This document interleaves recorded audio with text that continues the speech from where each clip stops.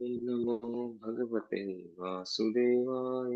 ओम नमो भगवते वासुदेवाय। ओम नमो भगवते वासुदेवाय।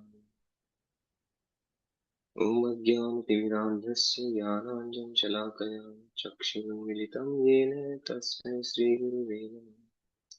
श्रीचैतन्यमनोभीष्टं स्थापितं येन भूतले स्वयं रूप कदा मह्यं ददाति स्वपदान्ति। वन्देऽहं श्रीगुरो श्रीयुतपदकमलं श्रीगुरुन् वैष्णवांश्च श्रीरूपं साग्रजातं सहगणरघुनाथान्वितं तं सजीवं साद्वैतं सावधूतं परिजनसहितं कृष्णचैतन्यदेवं श्रीराधा कृष्णपादान् सहगणललिता विशाखान्वितांश्च नमो विष्णुपादाय कृष्णपृष्ठाय भूतले श्रीमते भक्तिवेदान्त स्वामिनिति नामिने नमस्ते सारस्वती देवे गौरवाणी प्रचारिणे निर्विशेष शून्यवादी पाश्चात्य देशतारिणे हे कृष्ण करुणा सिंधु दीनबंधु जगतपते गोपेश गोपिका कांत राधा कांत नमस्ते तप्त कांचन गौरांगी राधे वृंदावनेश्वरी वृषभानुसुते देवी प्रणमामि हरिप्रिये वाञ्छाकल्पतरुभ्यश्च कृपा सिन्धुभ्य एव च पतितानां पावनेभ्यो वैष्णवेभ्यो नमो नमः। जय श्री कृष्ण चैतन्य प्रभु नित्यानंद श्री अद्वैत गदाधर श्रीवासादि गौर भक्त वृंद हरे कृष्ण कृष्ण कृष्ण हरे हरे हरे राम राम राम हरे हरे। हरे कृष्ण। आप सभी भक्तों का हार्दिक स्वागत है माधुर्य कादम्बिनी तृतीय प्रेमावृष्टि। तो आज हम माधुर्य कादम्बिनी का जो तीसरी प्रेमावृष्टि है उस पर चर्चा करेंगे।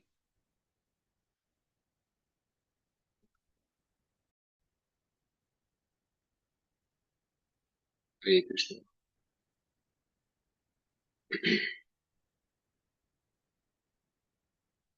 तृतीय अमृतावृष्टि में हम अनर्थों के विषय में चर्चा कर रहे थे। अनर्थ निवृत्ति, थर्ड शावर ऑफ नेक्टर, अनर्थ निवृत्ति। तो अनर्थ निवृत्ति जो है, अनर्थ के चार प्रकार बताए गए थे। कौन कौन से हैं चार प्रकार?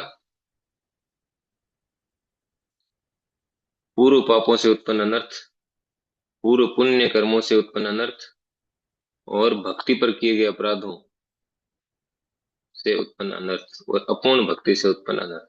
चार प्रकार के अनर्थ थे। तो अध्याय का नाम है अनर्थ निवृत्ति, लेकिन पहले हम अनर्थों को समझेंगे तभी तो अनर्थ निवृत्ति करेंगे। इसलिए अनर्थों के विषय में समझते हैं अनर्थ क्या क्या है। तो जो पूर्व है के पापों से उत्पन्न अनर्थ है वो पांच प्रकार के हम पहले डिस्कस कर चुके हैं शायद दूसरे चैप्टर में। अविद्या, अस्मिता, राग, द्वेष, अभिनिवेश, इस कारण जो अपराध होते हैं। और उसके बाद में है, इसको चलो आगे डिटेल कर लेते हैं। तो सेवा अपराध, सेवा अपराध बनाम नाम अपराध, यानी है तो सेवा अपराध लेकिन उसको नाम अपराध में काउंट करते हैं। ये डिस्कशन हुआ था कैसे। जैसे जूते पहन करके मंदिर में प्रवेश करना या गाड़ी में बैठ करके मंदिर तक मंदिर में जाना, या इसी तरह से संबंधित तो सेवा अपराध 32 प्रकार के सेवा अपराध हैं, उनसे संबंधित जो है भक्ति रसायन सिंधु में दिए हुए हैं। उन अपराधों को अगर हम जानबूझ के करते हैं तो नाम अपराध की कैटेगरी में आ जाते हैं। जानबूझ कर कैसे है कि हमें पता चल गया है कि हम नाम लेते हैं तो सारे अपराधों से मुक्त हो जाते हैं, सारे पापों से मुक्त हो जाते हैं। तो वो मेंटेलिटी अगर हमारी है कि क्या हो गया, ये अपराध हो गया, है ना, नाम लेकर के मुक्त हो जाएंगे, तो नाम के बल पर हो गया, इसलिए वो नाम अपराध की कैटेगरी में आ गया। यद्यपि सेवा अपराध था लेकिन इस तरह की सोच के कारण वो नाम अपराध की कैटेगरी में आ जाता है, इसलिए उसको सेवा अपराध बनाम नाम अपराध कहा गया। फिर एक पॉइंट और था, नाम अपराध और भक्ति के अंगों का संबंध, क्या संबंध है इनका। तो नाम अपराध और भक्ति के अंगों में संबंध बताया कि जो भी भक्ति के अंग हैं उन सब में नाम ही प्रधान है। हम भक्ति के कोई भी अंग का पालन करते हैं, एग्जाम्पल के लिए हम भोग बनाते हैं भगवान का, तो कहा जाता है कि भगवान के नामों को लेते हुए भोग भोग बनाएंगे, नामों का उच्चारण करते हुए भगवान को भोग लगाते हैं, तो मंत्रों में क्या बोलते हैं, भगवान का नाम बोलते हैं। तो नाम भक्ति के हर अंग में है। कोई भी कार्य करें, चाहे अर्चन करें, चाहे ड्रेसिंग करें, चाहे भगवान के लिए कुकिंग करें, चाहे भगवान को भोग ऑफर करें, कुछ भी करें, कीर्तन करें, सब में भगवान की महिमाओं का गान है, उनके नामों का उच्चारण है, उनकी महिमाओं का गान। तो भगवान के नाम से संबंधित, बिना उनके नाम के वो सारी जो सेवाएं हैं फिर सेवाएं नहीं रहेंगी। इसलिए भक्ति के अंगों का संबंध है नाम अपराध से। क्योंकि भक्ति के अंगों में अगर अंगों को फॉलो करते टाइम अगर कुछ अपराध होता है तो नाम के अपराध कैटेगरी में आ जाता है, नाम अपराध की कैटेगरी में आ जाता है। क्योंकि कहीं ना कहीं हमारी सोच ऐसी होती है, हम लापरवाह हो जाते हैं, जानबूझकर हम लापरवाह होकर के करते हैं। तो इसीलिए नाम जो है भक्ति का प्रमुख और प्रतिनिधि अंग है। फिर प्रायश्चित के बल पर पाप करना तो शास्त्र विरुद्ध है, इस पे हमने चर्चा किया। प्रायश्चित के बल पर पाप करना, जैसे कोई अ, शास्त्र में बताया गया है कि ये अपराध हो गया, बाद में प्रायश्चित कर लेंगे, या भगवान का नाम ले लेंगे, नाम लेकर के, नाम लेने से पाप नष्ट हो जाते हैं। तो हम ये नाम के बल पर पाप करते हैं, ये करने से जो है सारे पाप नष्ट हो जाएंगे, नाम लेने से पाप नष्ट हो जाएंगे, तो क्या दिक्कत है। तो प्रायश्चित के बल पर पाप करना, या कोई प्रायश्चित विधि है, प्रायश्चित विधि जो फॉलो करते हैं, कई तरह की विधियां होती है प्रायश्चित विधियां। जैसे गंगा स्नान करने से सारे पापों से मुक्त हो जाते हैं, है ना। तो अगर हम ये जानबूझ के करेंगे, गंगा स्नान किया पापों से मुक्त हो गए, हम विश्वास से पापों से मुक्त हो गए, फिर आकर के वापस पाप करें और ये मेंटलिटी रखें कि क्या है, दोबारा जाके फिर स्नान कर लेंगे पापों से मुक्त हो जाए, अनजाने में हुआ अलग बात है, जानबूझ के कर रहे हैं। तो वो शास्त्र विरुद्ध है, प्रायश्चित के बल पर पाप करना। प्रायश्चित विधि पता चल गई हमें, अब क्या टेंशन है। तो भी गलत है। और उत्साह के कारण अपराध करना अपराध नहीं माना जाता है ना, एक पॉइंट ये भी डिस्कस हुआ था। भक्ति में हमारा पूर्ण उत्साह है, उत्साह पूर्वक हम भक्ति कर रहे हैं, भक्ति के नियमों का पालन कर रहे हैं, उसमें कई बार कोई नियम छूट जाता है, कोई भूल जाते हैं, उसमें एक्सक्यूज है, क्योंकि वो हम जानबूझ कर नहीं छोड़ रहे हैं, या उसमें हमारा वैसा भाव नहीं है, उस तरह का भाव नहीं है कि मैं इसको छोड़ दूं तो क्या दिक्कत है, मैं नाम लेकर के सिर इसको रिमूव कर दूंगा इससे होने वाले अपराध को, ऐसा भाव नहीं है हमारा। हम तो भक्ति करने में उत्साह पूर्वक लगे हुए हैं, और वो छूट जाता है, जानबूझ कर नहीं कर रहे, तो उसमें कोई अपराध नहीं है।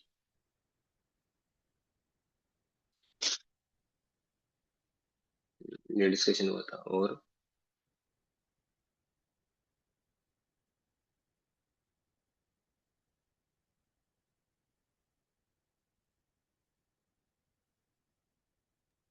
इसके आगे प्रभु जी ये हो गया था, श्रुति और भक्ति, यह भक्त की दो आंखें हैं। अच्छा, एक मिनट, एक और था इसमें, एक पॉइंट था अपराध और भाव का अंतर।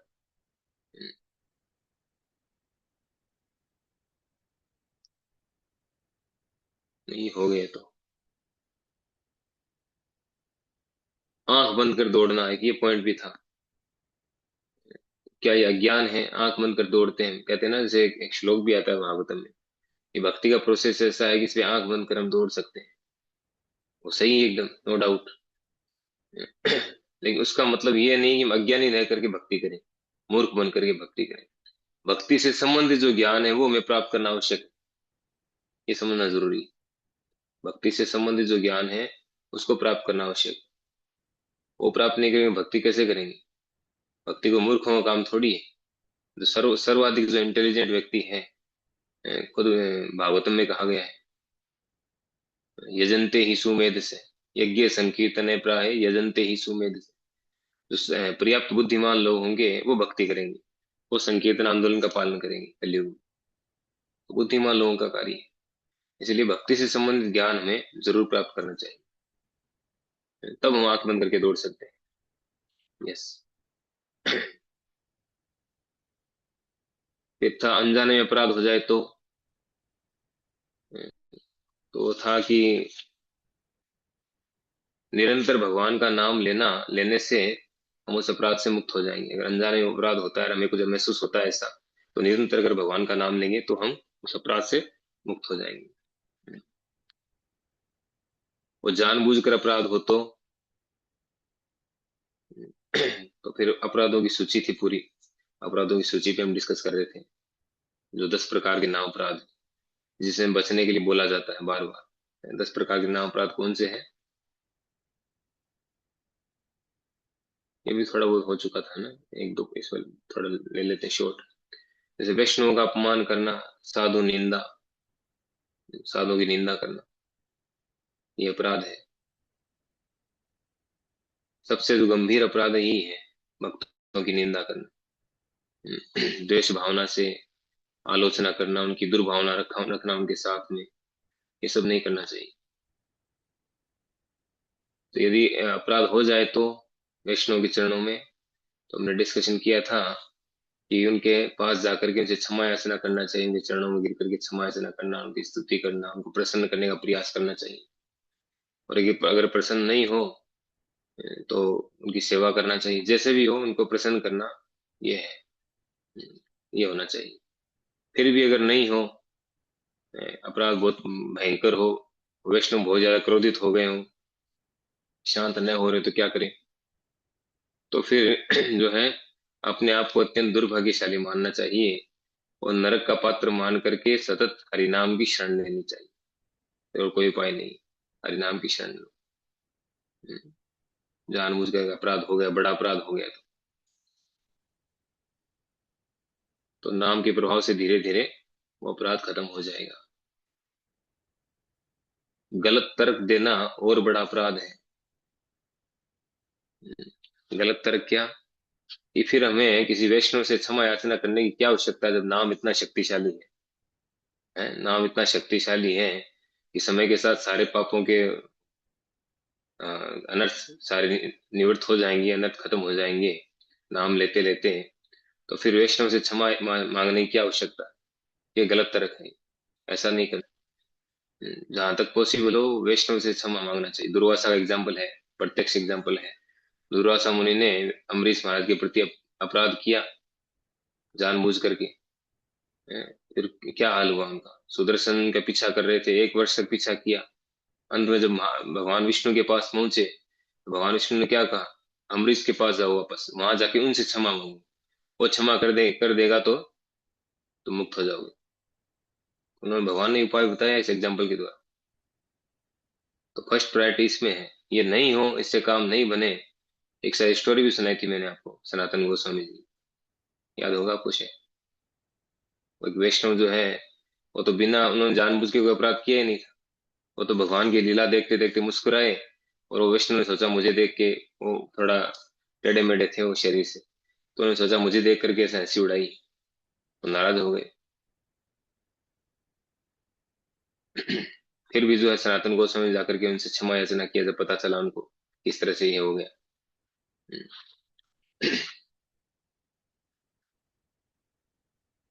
सिर्फ पूर्ण वैष्णव की निंदा अपराध है, ये सोच भी गलत है कि जो शुद्ध भक्त हैं केवल उनका, उनकी निंदा करना अपराध है, बाकी की हम चाहे कुछ भी करें, गाली दें, कुछ भी करें उनका, उनके बारे में कैसी बातें करें, कुछ नहीं हो।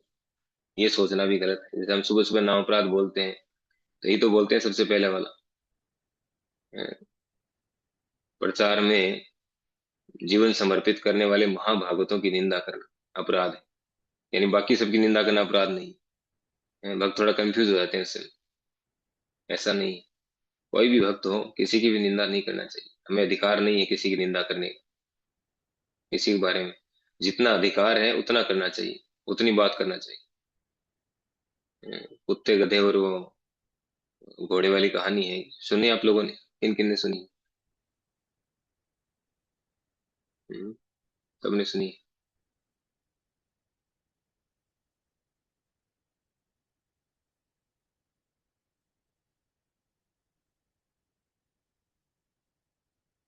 सबने सुनी है कहानी? प्रभु जी नहीं सुनी कहानी, हरे कृष्ण। किन किन ने नहीं सुनी? और प्रभु जी घोड़े और कुत्ते वाली ना। हाँ। क्या? घोड़े और कुत्ते वाली तो सुन रखी है। क्या था बताओ आप। बता नहीं पाऊंगा लेकिन सुन रखी है, वो भौंकने वाली थी। तो एक बार क्या है, किसान के शॉर्ट में सुना देता हूँ मैं। किसान के पास में एक कुत्ता था, एक घोड़ा था और एक गधा था, है ना। तो कुत्ता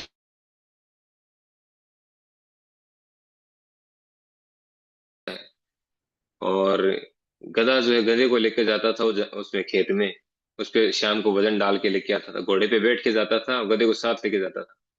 उस पे शाम को आते टाइम लोडिंग करके लाता था सारा सामान खेत का। फिर मार्केट ले जा करके गधे को, वो सामान को सारे को घोड़ा गाड़ी में डाल के मार्केट लेके जाता था। तो इस तरह तीनों का अलग अलग काम लेता था तीनों को। तो उस किसान शाम, कई बार क्या होता, शाम को आते थक जाता बुरी तरह से। तो उसको याद नहीं रहता था उनको खाना देना तीनों को, वो भूल जाता था। तो कई बार ऐसा हुआ, भूल गया, सो गया वो किसान थक करके। तो उन तीनों ने क्या किया, तीनों ने सोचा, डिस्कशन किया रात को, गधे घोड़े कुत्ते ने, यार किसान रोज रोज हमें से हमसे इतनी मेहनत करवाता है और फिर खाना ही नहीं देता है, जाके सो जाता है खुद खा पी के, और हमें पूछता ही नहीं, ये तो गलत बात है। चलो स्ट्राइक कर देते हैं, स्ट्राइक करते हैं। तो कहते हैं, ठीक है, कैसे करना है? गधा घोड़ा पहले तैयार नहीं होता है, मना करता है, नहीं नहीं ये सब नहीं करना है, कोई बात नहीं, भूल जाता है कभी कभी, कि नहीं नहीं ये ठीक नहीं है रोज रोज। फिर दूसरे दिन फिर ऐसा हो जाता है कि देख लो मैंने बताया था ना। कुत्ता कहता है देखो। तो कहता है ठीक है। तो तीनों स्ट्राइक करते हैं। तो कुत्ता कहता है कि रात को कोई चोर घुसाना तो मैं भौंकूंगा नहीं, है ना, भौंकना बंद कर दूंगा अगर कोई चोर घुसा तो। और तुम जो है, घोड़े को बोलते हैं, घोड़े गधे गधे गधे को बोलता है, कल तुम लोग जाओगे नहीं खेत में, यहीं पे जाम हो जाना, उठना ही मत, हिलना ही मत बिल्कुल, चाहे कुछ भी हो। ठीक है, तो उन्होंने तय कर लिया, ओके। और तय करके और रेस्ट करने लग गए। रात को अचानक से उसी दिन चोर आ गया। अब किसान तो अचेत होकर के सो रहा था, वो चोर घुस गया घर के अंदर। अब वो घोड़ा कहने लग गया कुत्ते को कि तू भौंक भौंक, देख चोर घुस गया है। उसने कहा नहीं नहीं भौंकूंगा, अपना हुआ था कमिटमेंट, हम स्ट्राइक पे हैं अभी, मैंने भौंकना नहीं है। तो उसने कहा देखो, तुम्हारे स्ट्राइक के चक्कर में किसान का, अपने मालिक का नुकसान हो जाएगा, नुकसान हो जाएगा तो हमें और भूखा मरना पड़ेगा, अभी तो एक दो दिन भूखा मरना पड़ रहा है एक दो टाइम, फिर हो सकता लाइफ टाइम भूखा मरना पड़े। वो थोड़ा समझदार था, लेकिन वो कुत्ता माना नहीं। तो उसने गधे को कहा, घोड़े ने कहा देखो मेरी तो आवाज इतनी तेज नहीं है, मैं तो ही नहीं नाऊंगा तो चोर भागेगा नहीं, सुनाई नहीं देगा उसको। तो तुम जो है थोड़ा ज्यादा तेज बोल सकते हो ना, गधे की आवाज तेज होती है, तो तुम थोड़ा भौंको थोड़ा, तो हो सकता है चोर भाग जाए, किसान जग जाए, और अपने मालिक का पैसा बच जाए। पर ठीक है। तो गधा तो वैसे ही गधा होता है, उसका दिमाग तो होता नहीं, तो किसी का भी मान लेता है। तो उसने वो ढेंचू ढेंचू करना शुरू कर दिया गधे ने। कुत्ता चुपचाप रहा, बोला नहीं। तो किसान पूरे दिन से वैसे परेशान था, परेशान होकर सोया था। वो जागा, और जागते का एक गधे को क्या दिमाग खराब हो गया है कि ये रात को क्यों भौंक रहा है, रात को ढेंचू ढेंचू करना है। उसे लकड़ी उठाई, चोर तो भाग गया था वो ढेंचू ढेंचू करते ही, उसको पता नहीं चोर आया है। किसान ने जाकर के गधे की इतनी पिटाई की, इतनी पिटाई की, ये तो क्यों क्यों डिस्टर्ब कर रहा है मेरी नींद को, खुद पिटाई। अब कुत्ता अगर भौंके तो पता चल जाएगी कोई चोर आया होगा इसलिए भौंका कुत्ता, हाँ यही अंदाजा लगाया जाता है। गधा क्यों बोल रहा है, गधे के बोलने के पीछे क्या लॉजिक? तो गधे को खूब पिटाई हो गई। तो उस कहानी से भक्ति संस्कृति जी बताते हैं कहानी। तो ये शिक्षा मिलती है कि जहाँ जितना अधिकार होता है ना, उतना ही बोलना चाहिए, उतनी बात करनी चाहिए। जहाँ अपना अधिकार नहीं, बात नहीं करना चाहिए, साइलेंट रहो वहाँ। कुत्ते का, जहाँ पे कुत्ते का अधिकार है वहां गधा बोलेगा तो क्या होगा, पिटाई होगी इसकी। तो ऐसा होता है। तो इसीलिए कहाँ चल रहे थे हम?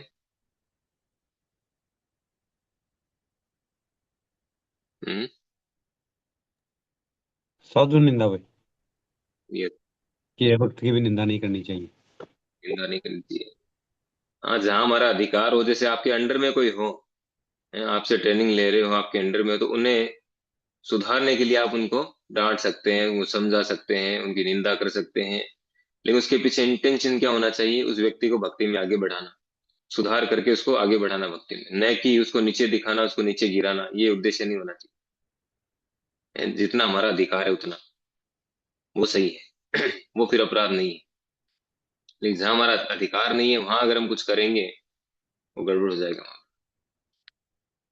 फिर था कि वैष्णव क्षमा कर देते हैं लेकिन फिर भी अपराध रहता है। कई कई बार अपराध इतना गहरा हो जाता है कि वैष्णव के क्षमा करने पर भी जो है अपराध रह जाता है। वैष्णव क्रोधित नहीं है, प्रसन्न हो गए हैं, क्षमा कर दिया उन्होंने, फिर भी अपराध रह जाता है। कहते हैं वैष्णव के चरणों की धूल जो है वो अपराधी को नहीं छोड़ती है, उसके दोषों का फल देती है। ऐसा बड़ा अपराध हो तो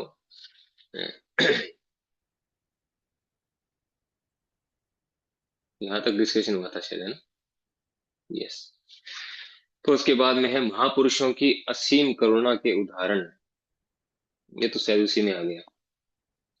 यद्यपि जो वैष्णव होते हैं, महान वैष्णव होते हैं, वो अपराध लेते नहीं। जितने महान वैष्णव हैं वो कभी अपराध नहीं लेते। कोई कितना बड़ा अपराध करे वो अपराध लेते नहीं है उसका। इसीलिए कहा गया कि वैष्णव तो क्षमा कर देते हैं लेकिन उनकी जो चरण रज है वो क्षमा नहीं करती। लेकिन अगर कोई भक्ति के नियमों का पालन करे तो व्यक्ति धीरे धीरे अपराधों से ऊपर उठ सकता है, उठ जाता है। जैसे दो तीन एग्जाम्पल है। जड़ भरत जो है, जड़ भरत के प्रति राजा रघुगण ने बहुत बड़ा अपराध किया, उनका अपमान किया, उनके ऐसी ऐसी बातें कही, टेढ़ी मेढ़ी बातें बहुत सारी कही। फिर राजा रघुगण को पता नहीं था क्या है, वो अंदर बैठे बैठे बोलता जा रहा था। फिर जैसे राजा जड़ भरत ने विशेष उपदेश देना शुरू किया, वो सुनते ही राजा रघुगण तुरंत समझ गए कि ये कोई महान भक्त है, तुरंत आकर के दंडुत किया। वही ये शाम पाद रजोभिषेकम श्लोक आता है। कैसे महान भक्तों के चरणों की जो धूल है उसमें अभिषेक करना चाहिए। जब तक उसमें अभिषेक नहीं किया जाए, पूरा उस धूल को पूरे बॉडी पे नहीं लगाया जाए, तब तक जो है हम उस विषय को नहीं समझ पाएंगे, आध्यात्मिक विषय। ऐसा वो कहते हैं राजा रघुवर। नित्यानंद प्रभु को देखिए, नित्यानंद प्रभु को यद्यपि मारने के लिए आए थे, मारना चाह रहे थे, मधाई जगाई मधाई, उन्होंने वार भी किया, उनको खून भी आ गया, लेकिन फिर भी उन्होंने उनको क्षमा कर दिया, उनको हरि नाम दिया। तो वैष्णव जो है वो अपराध लेते नहीं है। फिर 10 अपराध जो है इनमें ये हो गया पहला। दूसरा है विष्णु शिव और देवताओं के स्थान को गलत समझना। ये पद्म पुराण में श्लोक आते हैं।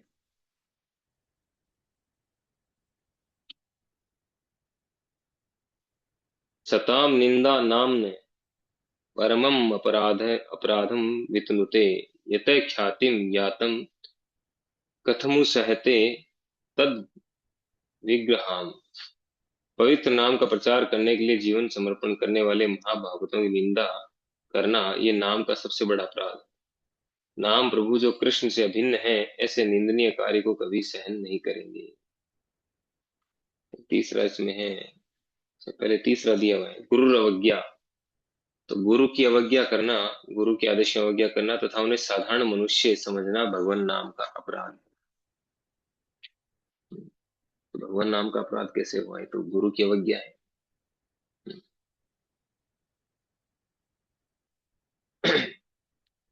लेकिन ये नाम अपराध है।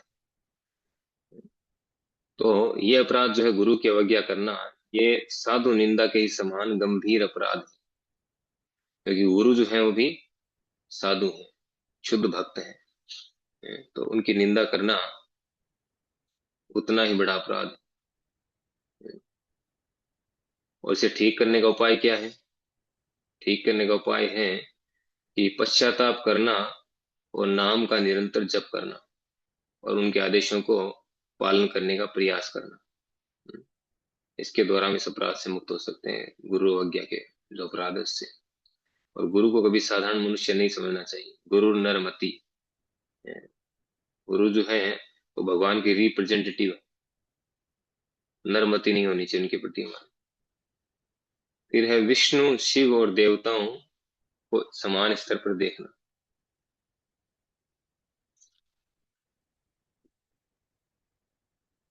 शिवस्य श्री विष्णोर इह गुण नामादि सकलम धिया भिन्नम पश्येत स खलु हरि नाम हित करे। शिव ब्रह्मादि देवों के नाम को भगवान विष्णु के नाम के समान अथवा उससे स्वतंत्र समझना भगवान नाम का अपराध है। इसमें बहुत सारी डिटेलिंग है। जैसे तो दूसरा नाम अपराध है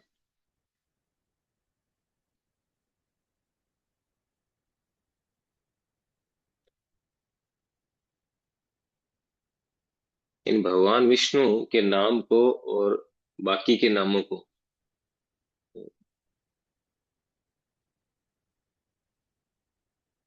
समान समझना।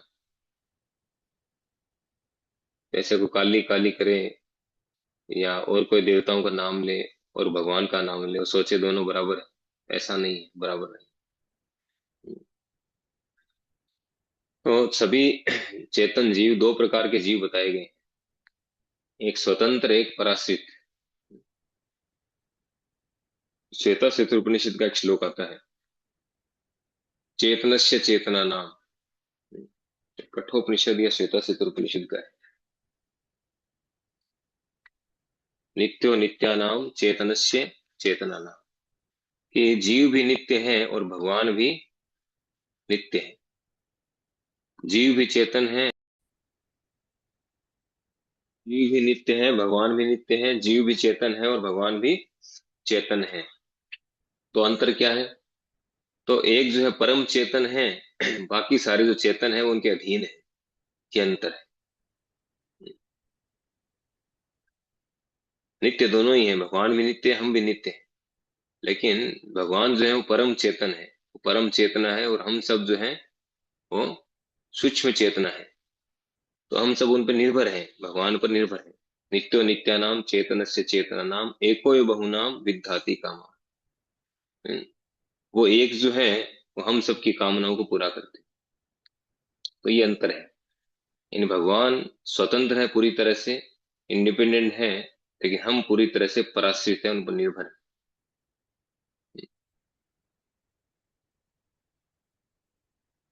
हम सब जीवात्माएं। और ईश्वर भी दो प्रकार के बताए गए हैं। ईश्वर दो प्रकार के कौन से हैं? एक तो है जो निरंतर माया रहित है, यानी विष्णु तत्व। विष्णु तत्व जो है वो कभी भी माया के द्वारा पराजित नहीं होते, माया के कभी अंडर में नहीं रहते, माया उनके अंडर में रहती है हमेशा, क्योंकि माया उनकी शक्ति है।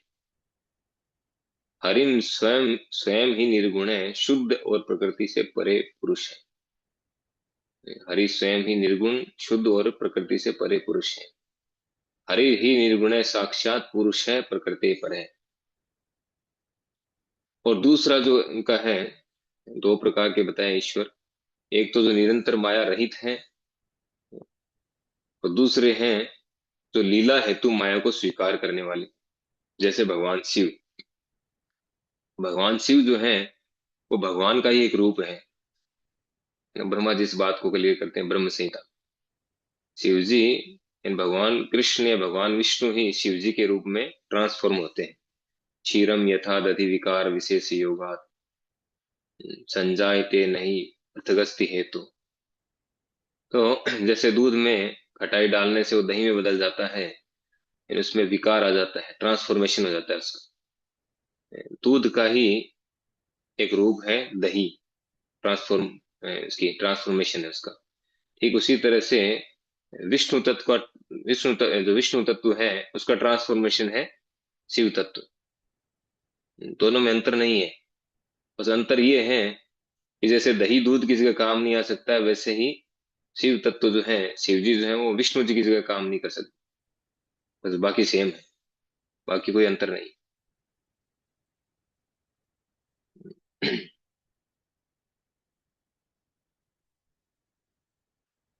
तो शिव जी भी ईश्वर हैं, लेकिन शिव जी जो है वो लीला हेतु माया को स्वीकार करने वाले। शिव शक्ति युत है, शाश्वत त्रिलिंगो गुण समृत है। शिव जी जो सदैव अपनी शक्ति के साथ रहते हैं, त्रिगुणमयी माया से आच्छादित रहते हैं। अर्थात इसको ऐसे समझ सकते हैं, उसी श्लोक में है बताया हुआ कि माया के साथ भगवान कभी भी डायरेक्ट संपर्क स्थापित नहीं करते, भगवान विष्णु। तो माया के साथ डायरेक्ट संपर्क स्थापित करने के लिए जो उनका ट्रांसफॉर्मेशन है, जो एक रूप है, वो है शिव। शिव तत्व जो है वो माया के साथ डायरेक्ट संबंध स्थापित कर सकते हैं, जबकि विष्णु ये नहीं करते। विष्णु हमेशा माया से परे रहते हैं, तो टच नहीं करते माया। जब सृष्टि होती है तो जो प्रधान है, प्रधान प्रधान यानी प्रकृति के तीन गुण। तो भगवान की जो माया शक्ति है, उससे प्रकृति के तीन गुण प्रकट होते हैं। प्रकृति के तीन गुण से फिर महत तत्व प्रकट होता है, और महत तत्व पर भगवान विष्णु दृष्टिपात करते हैं, केवल उसको टच नहीं करते हैं, उसमें केवल दृष्टि डालते हैं। वो दृष्टि के द्वारा फिर उसमें हलचल होती है, और दृष्टि के द्वारा ही वो जीवों को उसमें संचारित करते हैं। उसके बाद फिर सृष्टि शुरू होती है। उसमें अहंकार उत्पन्न होता है, तमोगुणी अहंकार, सतोगुणी अहंकार, रजोगुणी अहंकार। सतोगुणी अहंकार से देवता प्रकट होते हैं, मन प्रकट होता है। रजोगुणी अहंकार से बुद्धि और इंद्रियां प्रकट होती है। तमोगुणी अहंकार से ये पांचों तत्व प्रकट होते हैं, पृथ्वी जल अग्नि वायु आकाश। ये भी क्रम से है, पहले शब्द, फिर आकाश, अ, फिर स्पर्श, फिर वायु, फिर रूप, फिर अग्नि, अ, फिर रस, फिर जल, और फिर गंध, और फिर पृथ्वी। इस तरह से पूरा ये अ, विस्तार होता है। बहुत लंबी प्रक्रिया है। तो माया को स्वीकार करने वाला जो रूप है वो शिव जी है, लीला के लिए। तो दो प्रकार के ईश्वर हैं, एक निरंतर माया से रहित है, एक वे है जो माया के साथ रहने वाले।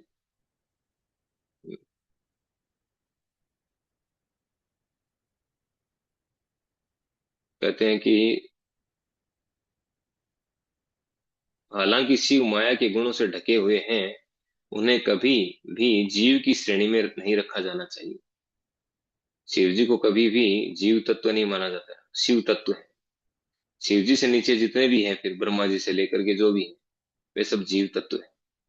हालांकि कहीं कहीं ऐसा भी कहा गया है कि कभी कभी जब जीव भी, शिव को जीव तत्व भी कहा जाता है।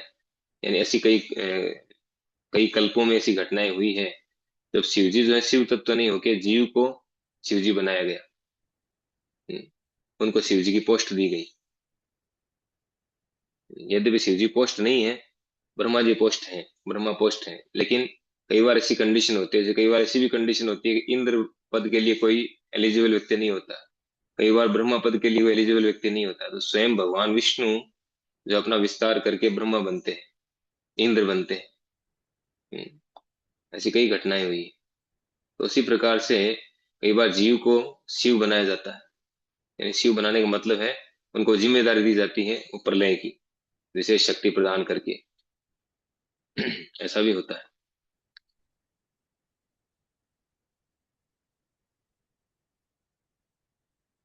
तो ब्रह्मा, विष्णु और शिव त्रिगुणों के अधिपति। सृष्टि, पालन और संहार तीन कार्यों के लिए तीन गुण होते हैं, तीन गुण। तो सत्व गुण जो है, अ, भगवान विष्णु सत्व गुण को स्वीकार करते हैं, पालन करते हैं। और रजोगुण सृष्टि करना ब्रह्मा जी का कार्य, तमोगुण संहार करना शिव जी का कार्य। तो ब्रह्मा जी जो हैं, ब्रह्मा जी क्या स्थिति है बताई गई है। ब्रह्मा जी भगवान के द्वारा विशेष शक्ति प्रदत्त व्यक्ति हैं, जीव हैं, जीव तत्व। भगवान के द्वारा उनको विशेष शक्ति प्रदान की जाती है सृष्टि करने की।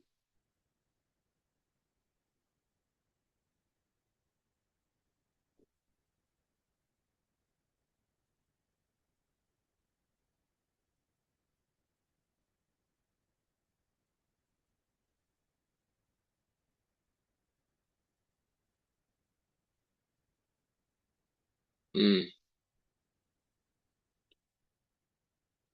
तो यदि कोई भगवान विष्णु, शिव और अन्य देवताओं को समान मान ले या भगवान विष्णु को सिर्फ एक देवता समझे तो ये दूसरा नाम अपराध है, क्योंकि भगवान विष्णु ही है पूर्णतः स्वतंत्र, त्रिगुणातीत और सकल देवताओं के मूल स्रोत।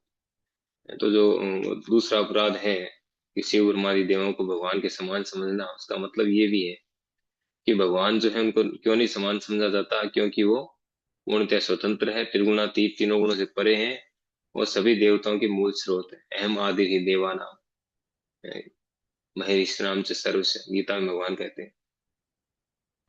बाकी सब तो बाद में, जितने भी देवता हैं वो सब तो ये भौतिक जगत की सृष्टि होने के बाद प्रकट होते हैं, पहले उनका कोई अस्तित्व नहीं होता शिव जी को छोड़ करके।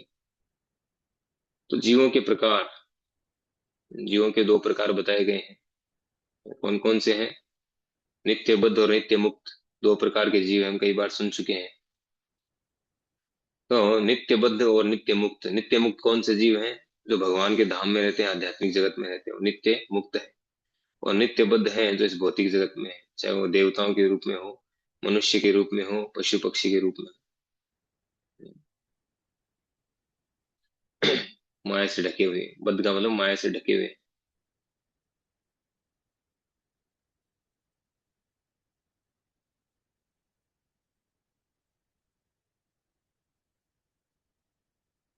इसमें एक और कैटेगरी की गई है कि माया से जो आवर्त नहीं है उनके भी दो प्रकार के बताए गए हैं वो भी।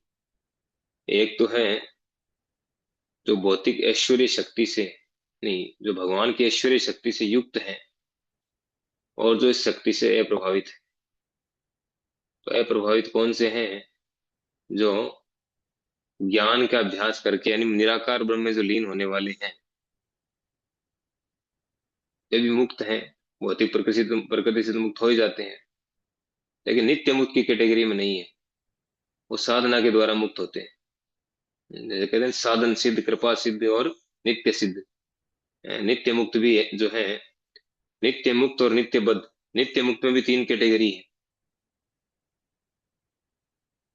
एक तो साधन सिद्ध, कृपा सिद्ध और एक नित्य सिद्ध।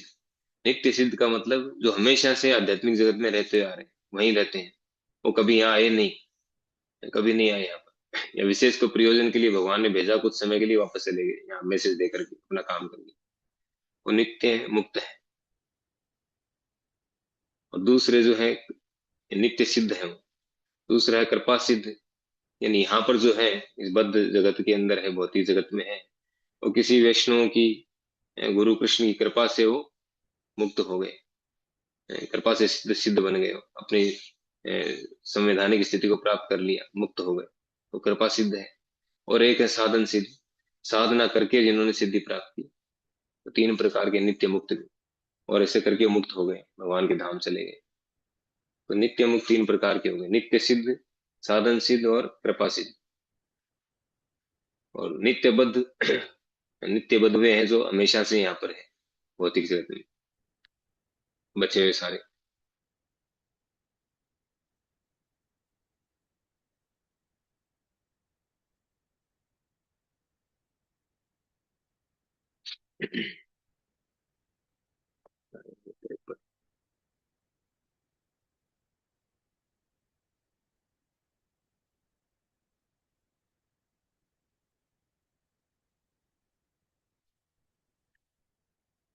यस, तो ये आप समझ गए होंगे तीन जो तत्व है, विष्णु तत्व है, शिव तत्व और जीव तत्व, ये क्लियर हो चुका है। ब्रह्मा जी से लेकर के नीचे के सारे देवताओं से लेकर के बाकी सारे हम सब जीव, जीव तत्व हैं। और शिव जी शिव तत्व हैं, और विष्णु और उनके जो जितने विस्तार हैं वो सब विष्णु तत्व है। तीन प्रकार के तत्व हैं।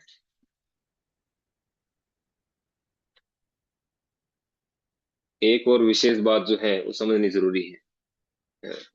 हमें ये जो शिव जी वाला जो विषय है, ये बहुत ही कॉन्ट्रोवर्शियल विषय है, इसमें ज्यादा नहीं उलझना चाहिए, है ना। इसमें उलझना ठीक नहीं है। कैसे नहीं है?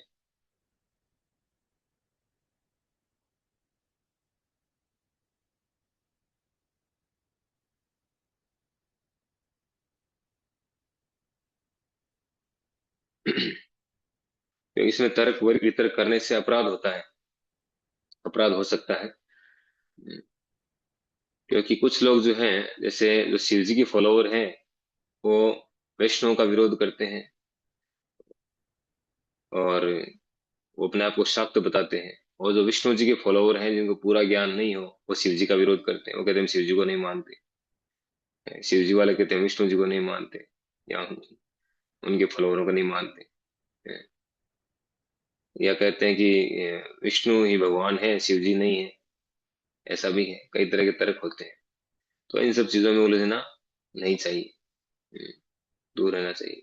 तो शास्त्रों में लिखा है उसको एक्सेप्ट करना चाहिए बस। और जो बात कहें शास्त्रों के हिसाब से कहें, शास्त्रों के आधार पर कहें कि शास्त्रों में ये कहा गया है। और इवन हम रामायण में देखते हैं, खुद जो है भगवान रामचंद्र कहते हैं कि शिवद्रोही मम दास कहावा, सोई नर मोहि सपने ही नहीं भाव।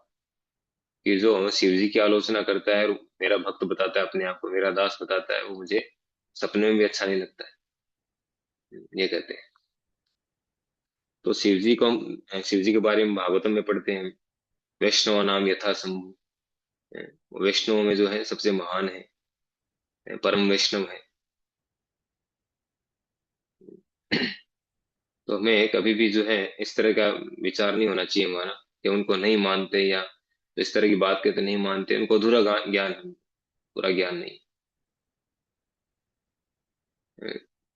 शिव जी तो खुद इस बात को कहते हैं कि जो भगवान का भक्त है वो मुझे सबसे अधिक प्रिय है।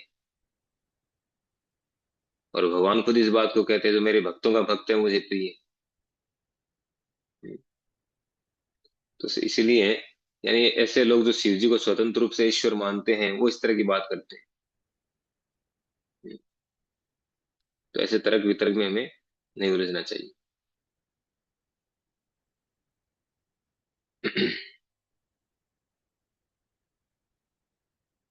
काफी लंबा चैप्टर है।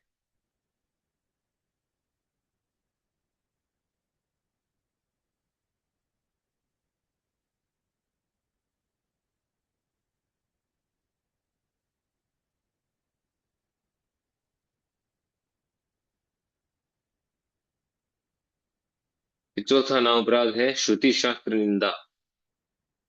श्रुति शास्त्र निंदनम, यानी वैदिक शास्त्रों तथा प्रमाणों का खंडन करना भगवान नाम का अपराध है।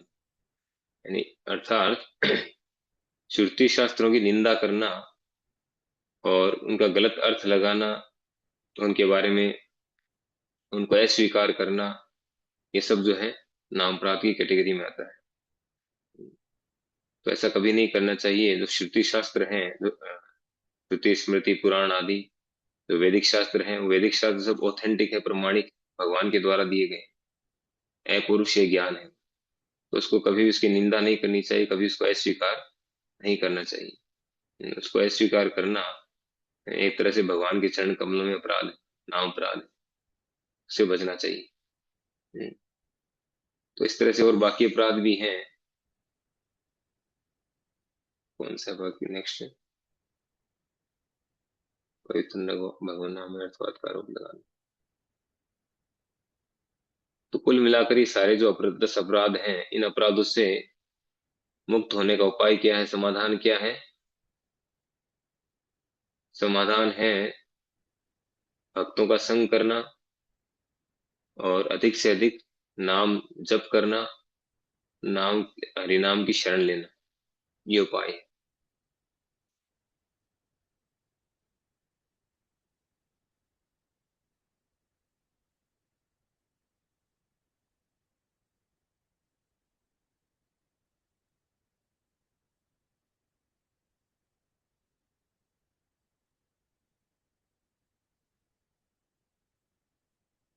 तो हम चल रहे थे किसमें? पहला पॉइंट क्या था हमारा? 4 प्रकार के अपराध बताए थे शुरुआत में।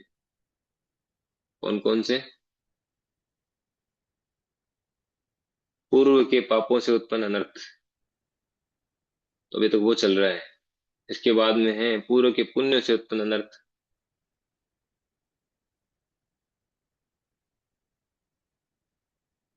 तो पापों से अनर्थ, जो उत्पन्न अनर्थ है, उसके द्वारा हम क्या क्या करते हैं? वैष्णव ये नाम अपराध करते हैं, वैष्णव अपराध करते हैं, इस अपराध करते हैं। तो इन सब अपराधों से छूटने का उपाय क्या है? नाम की शरण लेना, अच्छे से भक्तों का संग करना और भक्ति की विधि नियमों का पालन करना। ठीक है। अब है नेक्स्ट, भक्ति से नहीं,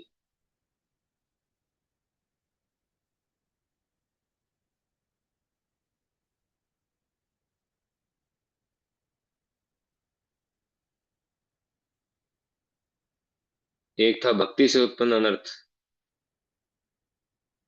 तो भक्ति से भी अनर्थ उत्पन्न होते हैं। टाइम है हमारे पास?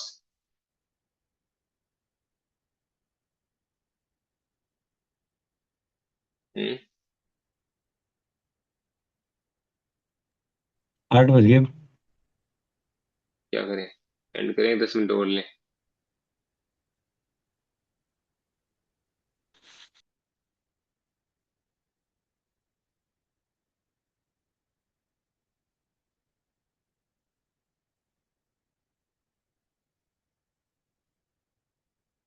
जल्दी बताएं।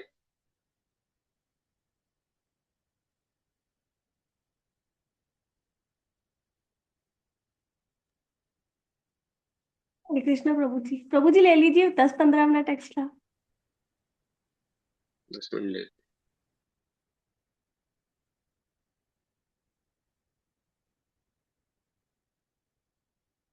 यस। तो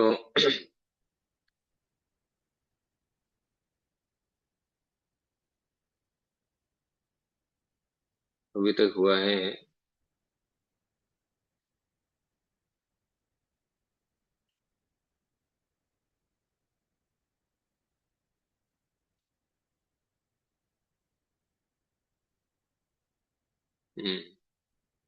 पूर्व के पुण्य कर्मों से उत्पन्न अनर्थ।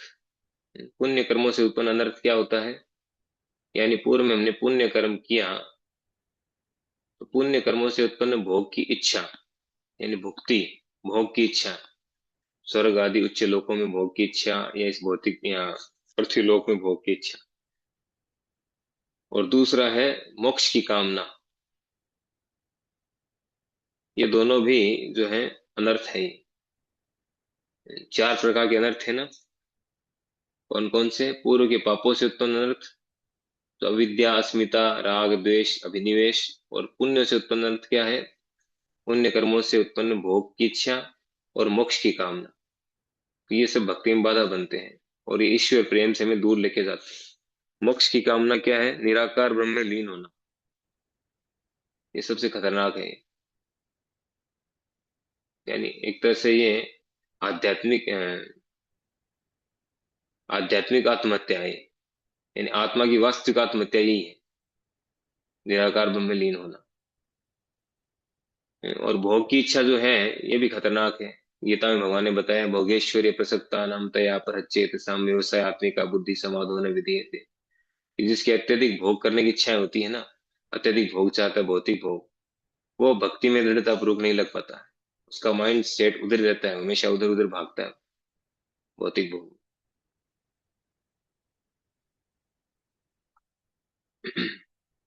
फिर है भक्ति में किए गए अपराधों से उत्पन्न अनर्थ।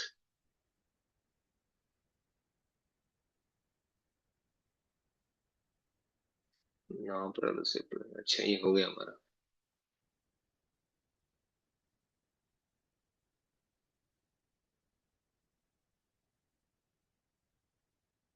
हम्म। भक्ति पर किए गए अपराधों से उत्पन्न अनर्थ, ये तो नाम अपराध वाला हो गया। अब फोर्थ है अपूर्ण भक्ति से उत्पन्न अनर्थ। इस पे आते हैं, ये बाकी है।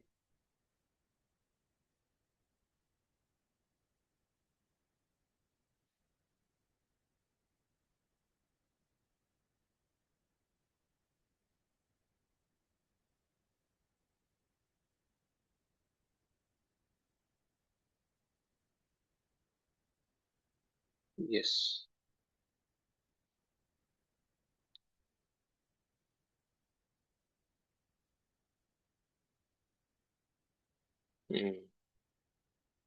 जैसे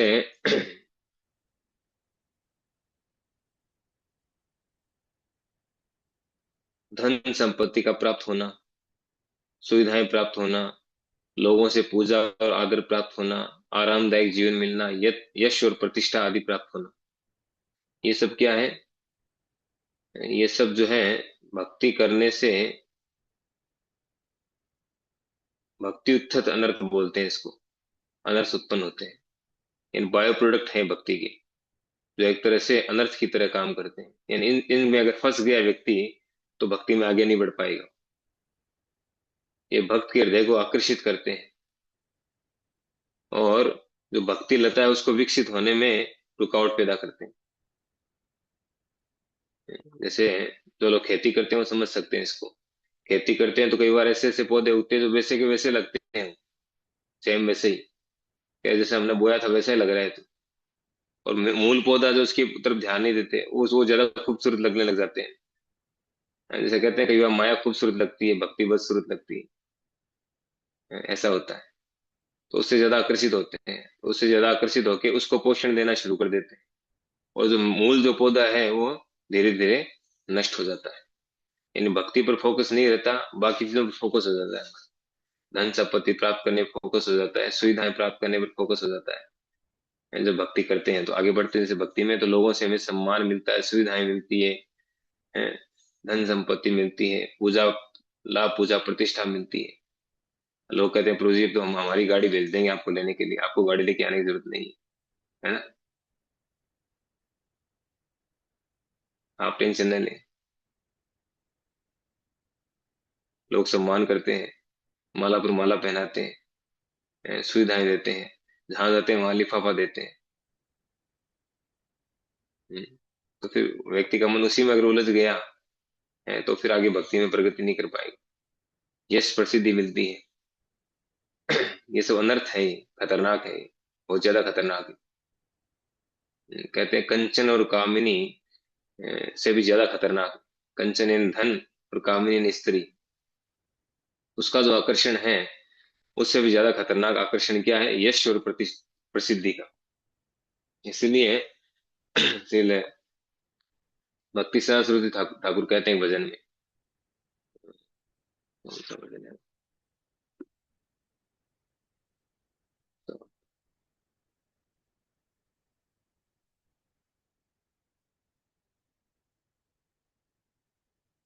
जड़े रे प्रतिष्ठा, हाँ ये, दुष्ट मन तुम्हें किसे रे वैष्णव, प्रतिष्ठा रे तरे, निर्जन रे घरे, तव हरि नाम केवल के तव। जड़े रे प्रतिष्ठा सुकरे रे विष्ठा, जानो ना की तहा माया रे विभव। कनक कामिनी दिवस यामिनी, भाविया की काज अनित्य सब। कहते हैं हे दुष्ट मन, तुम किस प्रकार के वैष्णव हो। एकांत स्थान में भगवान हरि के पवित्र नाम का उच्चारण करना केवल सांसारिक प्रतिष्ठा को प्राप्त करने के लिए तुम्हारा मिथ्या अभिमान का दिखावा है, यह केवल पाखंड है। ऐसा भौतिकवादी अभिमान एक शुकर के मल के समान घृणाजनक है। क्या तुम जानते हो कि ये तो केवल माया की शक्ति द्वारा डाला गया भ्रम है। धन संपत्ति एवं स्त्री संग का आनंद उठाने के लिए बनाई गई तुम्हारी योजनाओं पर दिन रात चिंतन करने का क्या लाभ है? ये सब वस्तुएं केवल अस्थायी है। बहुत स्ट्रॉन्ग वर्ड। यस। तो ये सब जो है भक्ति में बाधक है, ये सब चीजें। तो ये अनर्थ कैसे मिटेंगे, कैसे अनर्थों से निवृत्ति प्राप्त होगी, उस पॉइंट पे आते हैं सीधा। टाइम तो हमारे पास।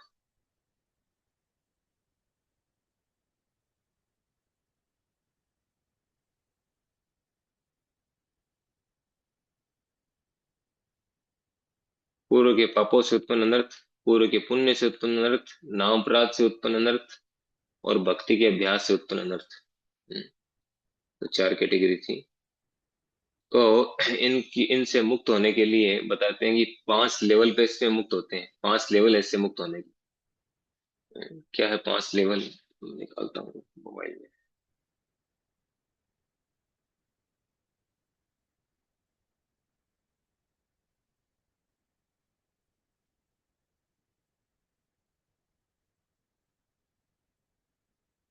यस।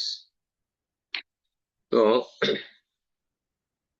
पहला लेवल है, इसको बोलते हैं एक देश वर्तिनी। यानी इसमें एक देश वर्तनी जो है इसमें 10% तक हम अनर्थों से मुक्त हो जाते हैं। और ये स्थिति कब प्राप्त होती है हमें? भजन क्रिया की जो अभ्यास शुरू करते हैं, भक्ति का हम भजन क्रिया करते हैं, ये निष्ठा इस तरह से नीचे की स्थिति है। निष्ठा इस तरह से जब पहुंचने से पहले पहले जब भजन क्रिया करते हैं तो हमारे अनर्थ निवृत्ति शुरू हो जाती है। अनर्थ निवृत्ति शुरू कब होती है? श्रद्धा साधु संग भजन क्रिया पर पहुंचते हैं, तब शुरू हो जाती है अनर्थ निवृत्ति। तो भजन क्रिया करते करते अनर्थ हमारे रिमूव होने शुरू हो जाते हैं। तो इसमें 10% तक हमारे अनर्थ निवृत्त होते हैं। लेकिन जैसे हम निष्ठा स्तर पर पहुंचते हैं, भजन क्रिया पूरा करके निष्ठा स्तर पर आते हैं, तब 75, इसको बोलते हैं बहुदेश वर्तिनी, यानी 75% तक जो हमारे अनर्थ निवृत्त हो जाते हैं, अनर्थ निकल जाते हैं। ये होता है निष्ठा स्तर पर आकर के स्थिरता। निष्ठा यानी स्थिरता। उसके बाद जो है आसक्ति और भाव।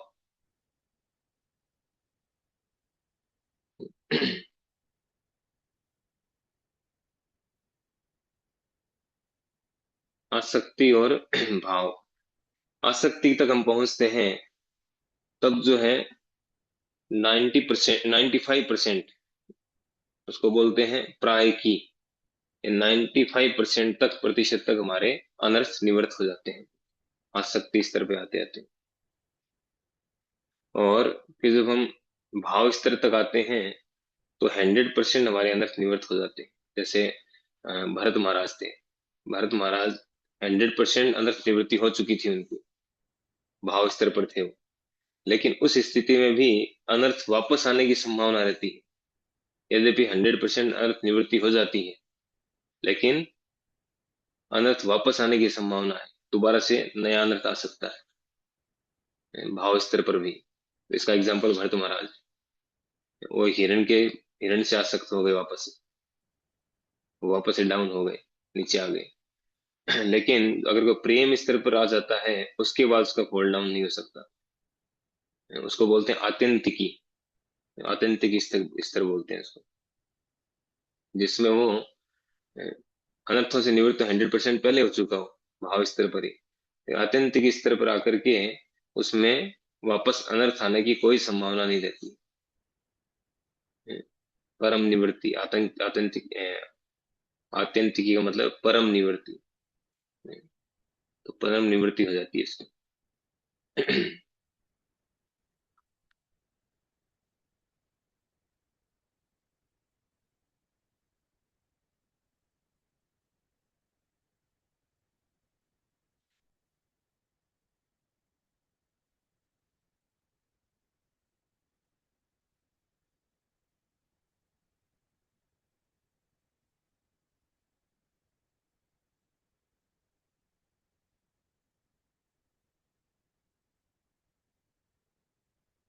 और भी कुछ बहुत कुछ ऐसे संबंधित कुछ चीजें हैं, टाइम है नहीं हमारे पास।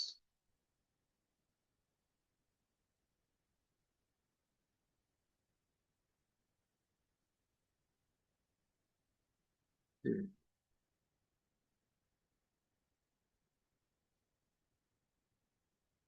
ठीक है, देखते हैं, बाकी अगली बार करते हैं।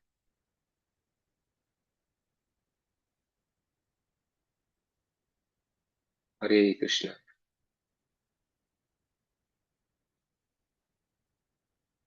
कोई प्रश्न है तो आप पूछ सकते हैं अब तक की चर्चा से।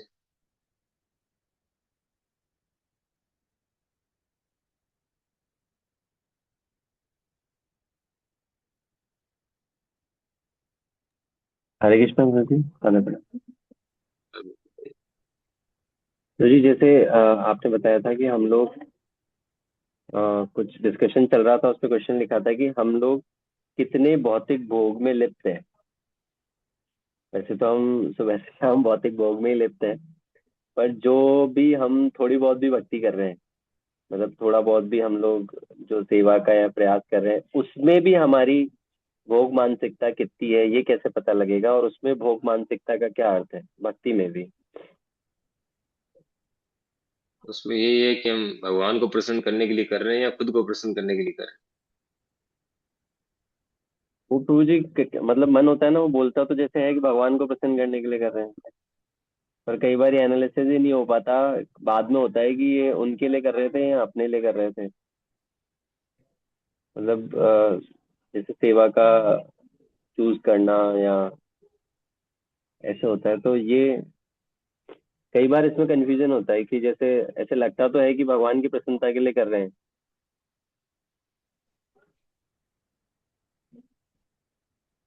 प्रश्न क्या है आपका? कि हम लोग दो दो क्वेश्चन है, जैसे मटेरियल भी अभी हम जी रहे हैं ना, तो हमें ये कितना कैसे पता चलेगी हम लोगों को भौतिक भोग में कितना डाउन आना है। मतलब हर चीज भगवान की सेवा में लगनी चाहिए। जैसे कि ये एक हमको सिखाया गया है कि भौतिक भोग इशू नहीं है, भोग को हम खुद के लिए यूज करते हैं वो इशू है। पर फिर भी अभी जैसे हम डेली रूटीन प्रैक्टिकल लाइफ में भी हम लोग काफी भौतिक भोग यूज करते हैं, तो उसको मिनिमाइज करना क्या जरूरी है, या वो विद टाइम अपने आप ऑटोमेटिकली भक्ति करते करते उनको भगवान की सेवा में लगाना हमें आ जाएगा। ये जितना आवश्यक है उतना आपको करना पड़ेगा, उसको मिनिमाइज कैसे करेंगे? आपको गाड़ी चाहिए मान लो, ऑफिस जाने के लिए, अपना व्यापार के लिए इधर उधर जाना पड़ता है, तो उसको कैसे मिनिमाइज करेंगे? पॉसिबल है? तो जैसे गाड़ी अब मिनिमम हो गया, तो वो तो चाहिए। अब उसके अलावा भी होता है कई बार, जैसे अपने वार्डरोब कलेक्शन में होता है, ऐसे लगता है ये तो मिनिमम है, ये तो मिनिमम है, तो मिनिमम का तो सबका अलग अलग होता है। हम्म। जैसे एक दिन मैंने बताया था कि अ, सरल जीवन का क्या मतलब है ना? एक दिन चांद सिंपल से डिस्कशन हो रहा था, सिंपल लिविंग का बता रहे थे वो। जैसे हम एक जनरल तो ऐसा सुनते हैं कि जो हमारे आचार्य सन 50% उन्होंने डोनेशन किया, वो सुनते हैं ना, रूप गोस्वामी जी हम्म। वाला। वो एक स्थिति अलग थी। एक जैसे गुरु जी ने बताया कि सरल जीवन का मतलब क्या है, तो मैंने सब बताया भी था। जैसे कोई व्यक्ति 1 लाख रुपए कमा रहा है तो 25,000 में अपना खर्चा करे वो, 25,000 उसको डोनेशन विष्णु वैष्णव की सेवा में काम ले, और 25% जो है उसका वो फ्यूचर के लिए सेव करे, और 25% इमरजेंसी के लिए करे। इस तरह से बताया था। अब वो अलग अलग व्यक्ति के लिए अलग अलग है, प्रतिशत है। अब मान लो कोई लाख कमा रहा है, कोई 10 लाख कमा रहा है महीने का, कोई 50,000 कमा रहा है, कोई 10,000 कमा रहा है ना? अर्निंग अलग अलग है हर व्यक्ति की। तो सरल जीवन का मतलब है कि वो प्रतिशत से करे, 25%, 25 4 में डिवाइड करके करे। अब कोई जो व्यक्ति मान लो 40,000 अर्निंग है इसकी मंथली, अब वो कॉपी करना चाहे 1 लाख रुपए वाले की, या 2 लाख रुपए मंथली कमाने वाले की कॉपी करे, तो कैसे चलेगा? वो है प्रैक्टिकल, उसमें वो खुद ही फंसेगा, गड़बड़ है उसके लिए, वो सही नहीं है, वो फिर सरल जीवन नहीं है। तो उसे वो खुद ही उलझ जाएगा, ईएमआई पर हर काम करेगा। हाँ। पहले के लोग तो ऐसे ही, सरल जीवन इसीलिए था उनका, जितना कमाते थे ना उसी में अपना इस तरह से अलग अलग डिवाइडेशन रखते थे, काम करते थे, तभी उनका जीवन सरल था। वो किसी दूसरे की कॉपी नहीं करते थे। आजकल सब कॉपी कर रहे हैं एक दूसरे की, स्पेशली जो सोसाइटी में जो रहते हैं ना, बड़ी बड़ी सोसाइटीज में, उनका सबसे बुरा हाल है। उनको कॉपी करनी पड़ती है कि रोज शाम को मीटिंग होती है, माताओं की किटी पार्टी होती है और प्रभु लोगों की अलग पार्टी होती है, उसमें यही सब बातें होती है, तुम क्या लाए, तुम क्या लाए हैं? बाकी आम जैसे जैसे हमारी तरह गलियों में रहते हैं ना, घरों में, उनमें कोई कुछ नहीं होता, उनमें मीटिंग होती नहीं है। होती तो किसी को मतलब नहीं है किसके घर में क्या है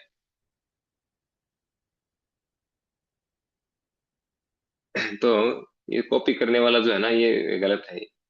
अपनी स्थिति के अनुसार चले, तब कोई दिक्कत नहीं है। अब गाड़ी की आवश्यकता है, अब आप सोचे कि यार उसके पास तो मर्सिडीज गाड़ी है, मैं भी ले आऊं ईएमआई पे, वो गलत हो जाएगा ना।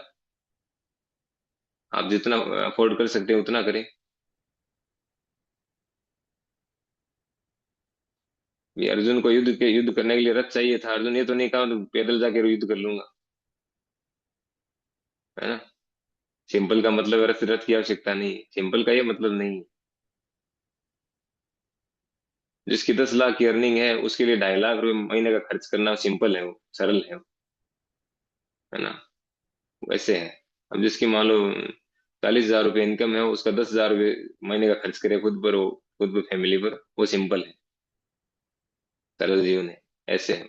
और 2.5 लाख रुपए खर्च करा, महीने का उसकी कॉपी करेगा तो क्या होगा? उसका जीवन सरल रहेगा फिर? उसको 24 घंटे काम करके नहीं पार पड़ेगी, है कि नहीं? तभी उस तक नहीं पहुंच पाएगा, उस लेवल तक।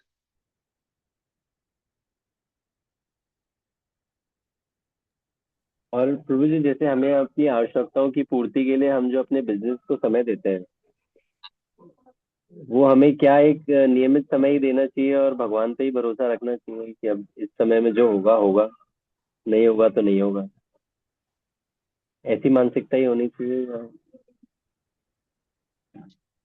क्या होना है? नहीं, भगवान पे भरोसा रखना चाहिए, लेकिन अपना काम, अपनी ड्यूटी पूरा ईमानदारी से करना चाहिए। अगर ऐसा होता तो भगवान फिर अर्जुन को युद्ध करने के लिए क्यों कहते? भगवान ने तो दिखा दिया ट्रेलर पहले कि युद्ध तो वो कौरव तो सब मारे जाएंगे निश्चित है ना? बोला था ना उन्होंने। अर्जुन को फिर कहा तुम ये अर्जित करो, उठो लड़ो।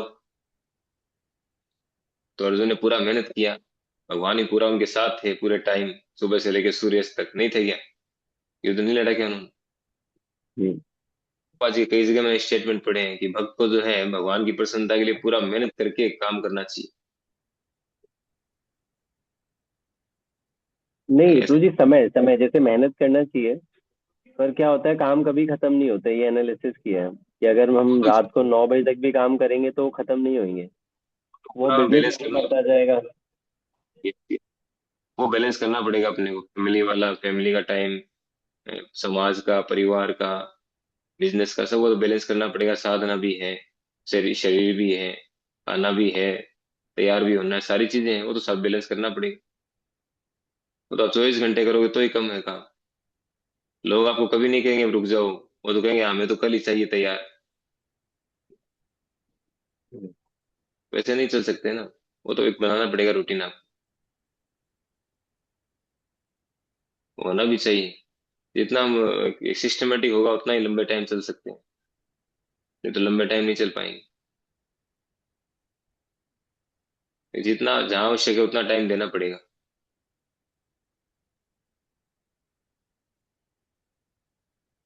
ये समझ ठीक। रही? प्रभु जी, मेरा भी एक प्रश्न था। महाराज जी का एक लेक्चर आया था जीव गोस्वामी के ऊपर कुछ दिन पहले।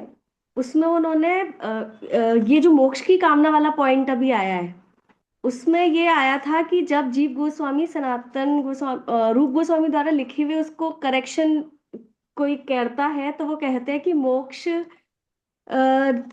की कामना के साथ भक्ति नहीं चल सकती, मतलब मोक्ष और भक्ति कभी साथ नहीं हो सकते। तो प्रभु जी, उसको समझना था, वो थोड़ा क्लियर नहीं हुआ पॉइंट। क्योंकि मोक्ष तो के तो 6 प्रकार बताए हैं, जिनमें से एक प्रकार में ये भी होता है भगवत धाम। 5 प्रकार मोक्ष के, 5 प्रकार की मुक्ति है, मोक्ष है। हाँ हाँ। सायुज्य, सारूप्य, सालोक्य, साष्टी, सामीप्य। तो उसमें से जो सायुज्य मोक्ष है ना, जो भगवान में लीन हो जाना, निराकार ब्रह्म में, उसको जनरली मोक्ष का मतलब जो है ना यही होता है। जनरली जो मोक्ष की बात करते हैं ना कोई, आम लोग जो तो, मोक्ष उसी ही करते हैं।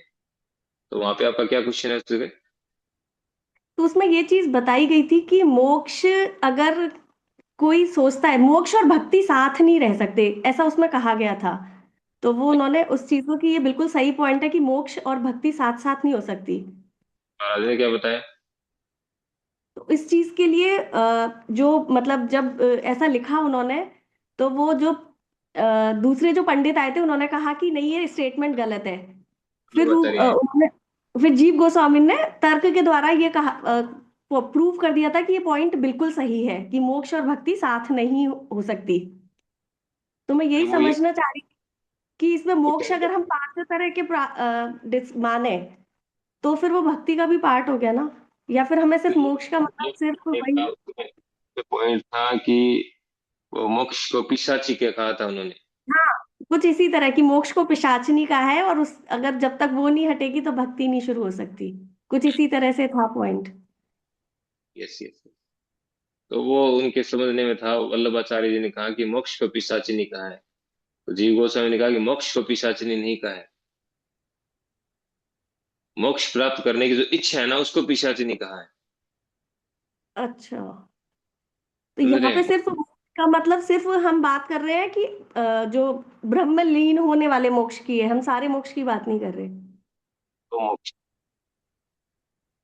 वो मोक्ष भक्ति के साथ नहीं चल सकता। ठीक है वो, प्रभु जी, बस यही।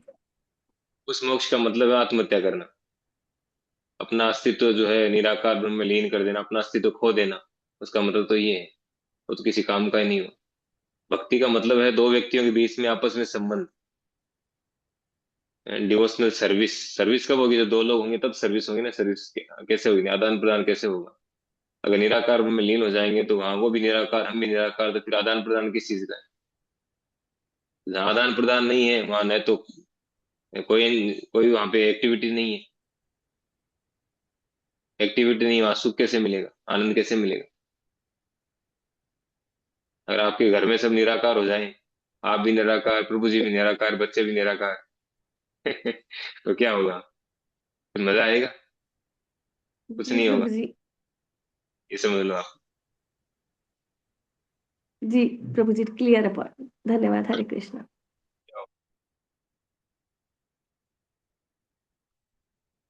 ओके, ठीक है। और कुछ?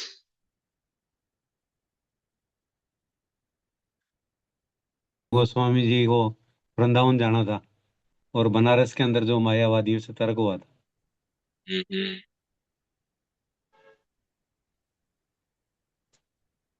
प्रकाशानंद सरस्वती। हाँ, प्रकाशानंद सरस्वती के साथ।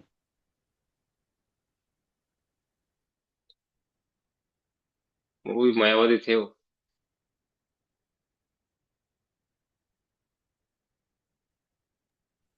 आज गुरु जी जहाँ मैं वो गया था ना, वो स्कूल में, वहाँ पे कोई स्वामी शरणानंद थे, जैसे कि आर्य समाज के थे शायद वो।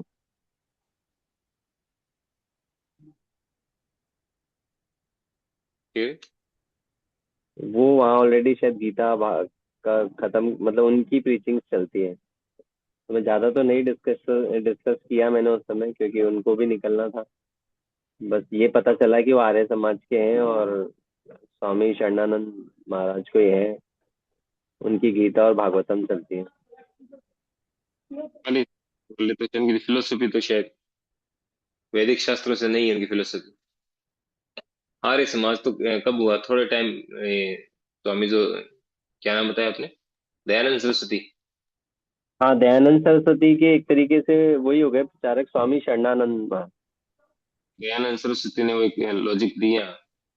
वो गणेश जी की मूर्ति पर वो धुआं ऊपर नीचे चढ़ रहा था, तो उसने कहा कि जो मूर्ति अपना अपनी रक्षा नहीं कर सकती, हमारी क्या करेगी? ऐसे करके तर्क देके उसने, और वो शुरू कर दिया आर्य समाज।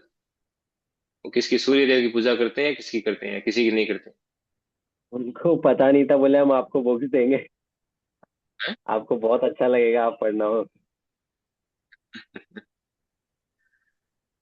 तो मैं उनको फिर अपनी गीता गिफ्ट देके आ गया था, मतलब लेके गया था, मतलब आप ये तो रखिए।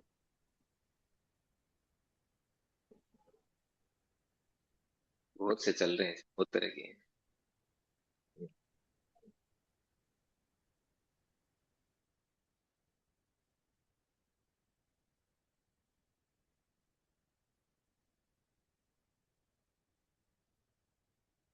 माया परत ज्ञान है। माया ने जिनका ज्ञान हर लिया। बहुत ज्ञानी हैं, बड़े चढ़े ज्ञानी पंडित हैं, लेकिन भगवान को नहीं समझ पाते। भगवान कौन है? माया परत ज्ञान। ओके,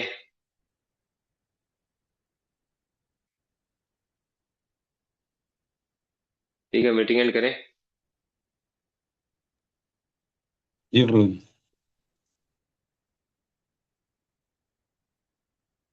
ठीक है, माधुरी कादम्बरी वाले जो है ना चैप्टर, कई बड़े बड़े चैप्टर हैं, दो दो ढाई ढाई घंटे के हैं। अब शॉर्ट में चलेंगे फिर पौन पौन घंटा क्लास करेंगे तो दो तीन क्लास में होगा ही। ऐसा है। ठीक है, जो भी हम धीरे धीरे आराम से करते रहेंगे, अपने को समझना जरूरी है कि नहीं? ठीक है। हरे कृष्ण। श्रील प्रभुपाद की जय, गुरु महाराज की जय, अनंत कोटि वैष्णव भक्तवृंद की जय, नमोचार्य की जय, नाथ ठाकुर की जय। सभी भक्तों को धन्यवाद। हरे कृष्ण गुरु जी।